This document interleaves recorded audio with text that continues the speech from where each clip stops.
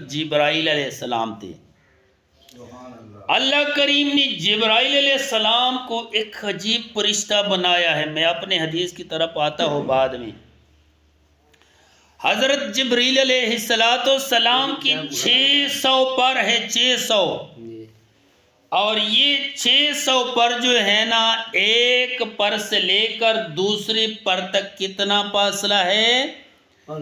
مشرق سے لے کر مغرب تک اتنا فاصلہ ہے۔ اور اس جبرائیل علیہ السلام جب پہلے وحی لے کر آیا تھا تو رسول اللہ صلی اللہ علیہ وسلم کو غار حرا میں کیا کہا؟ اقرأ، پڑھو۔ آپ صلی اللہ علیہ وسلم فرمائے ما انا بقارئ، میں تو پڑھا لکھا ہی نہیں ہوں۔ تو پھر کہا کہ اقرأ پڑھو، تیسرے دفعہ پڑھا کہ اقرأ بسم ربک الذی خلق، اور جبرائیل علیہ السلام نے رسول اللہ صلی اللہ علیہ وسلم کو اپنی سینے سے لگا کر دبایا دو پروں کے درمیان، اور ان دبانے اور اس پروں کی وجہ سے اور اس وحی کی وجہ سے، اس قرآن کے وزن کی وجہ سے رسول اللہ صلی اللہ علیہ وسلم کے اوپر تیز بخار چڑھ گیا۔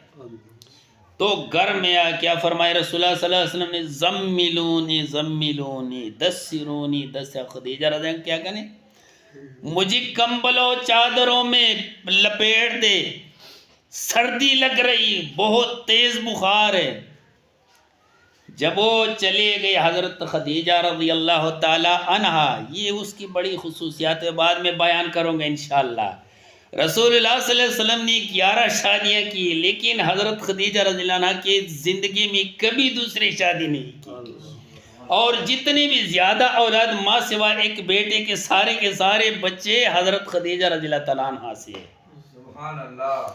تو حضرت خدیجہ رضی اللہ تعالیٰ عنہ کا ایک چاچے کا بیٹا تھا، ورقہ بن نوفل، وہ عالم تھا، راہب تھا، تورات اور انجیل کا اس کے پاس چلے گئی کہ حضور صلی اللہ علیہ وسلم تو اس وقت نبوت کا اعلان نہیں کرے کہ بھئی اس طرح معاملہ ہے۔ اس نے سب سے پہلے خوشخبری سنائی کہ تیرا خاون ایک کائنات کا امام بننے والا ہے۔ تو میرے بھائیو، تو رسول اللہ صلی اللہ علیہ وسلم نے فرمایا کہ ایک جانور لے آیا، ابیض سفید دون البغل، ایک خچر سے چھوٹا جانور تھا، وَفَوْقَ الْحِمَارِ، اور گدے سے کھوتے سے بڑا تھا، البراق، براق نام تھا، براق منا برق، بجلی، جس کی رفتار بجلی کے برابر ہو۔